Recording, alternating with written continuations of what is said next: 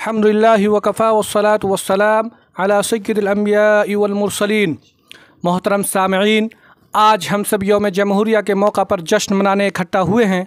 अज़ीज़ दोस्तों और बुज़ुर्गों, आज के दिन मुजाहिदीन को ख़राज अक़ीदत पेश किया जा रहा है और हमें खुशी और मसरत हो रही है कि हिंदुस्तान बरसों ग़ुलामी के बाद अब आज़ादी की राह पर गामज़न है।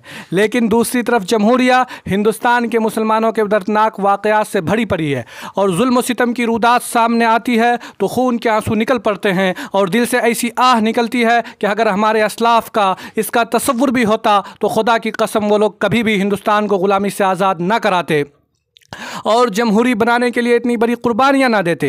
अगर मालूम होता कि मुसलमानों पर इतने बुरे दिन आने वाले हैं तो कभी भी वो शमशीर बरहना लेकर मैदान जिहाद में ना निकलते। उन्हें क्या मालूम था कि जिस देश की आज़ादी के लिए शामिली के मैदान में उलमाए देवबंद तोपों का निशाना बने हैं। उन्हें क्या मालूम था कि जिस देश की आज़ादी के लिए सिर्फ 1857 में 51,000 उलमाए शहीद हुए हैं। मिल्लत के ए गयूर मन फर्जंदो सुनो, हमें मजहबी आज़ादी चाहिए, हमें जानो माल की हिफाजत चाहिए, हमें शायर इस्लाम की हिफाजत चाहिए। अजीज़ दोस्तों सुनो, आज ही हम बता देना चाहते हैं कि हम ही इस मुल्क के वफादार हैं। इस देश की चप्पा चप्पा बूटा बूटा पर हमारा हक है और हम ही ने इस धरती को आज़ाद किया।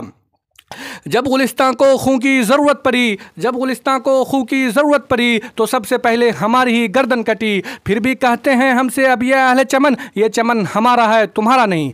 यही नहीं बल्कि आज हमारा नाम तारीख़ से मिटाया जा रहा है और हम पे प्रश्न किया जा रहा है कि तुमने हिंदुस्तान को क्या दिया। ए मुहिब्बान वतन, जाओ हिमालय की बुलंदी, गंगा की गहराई, सरजमीन हिंद की शादाबी से पूछो कि ये सब के सब तुम्हें बतलाएंगे कि क्या दिया है हमने आलम को। 100 बार हमने सवारा है इस मुल्क के गैसुए बरहम को, 100 बार हमने सवारा है इस मुल्क के गैसुए बरहम को। ये अहले जुनू बतलाएंगे हमने क्या दिया है आलम को।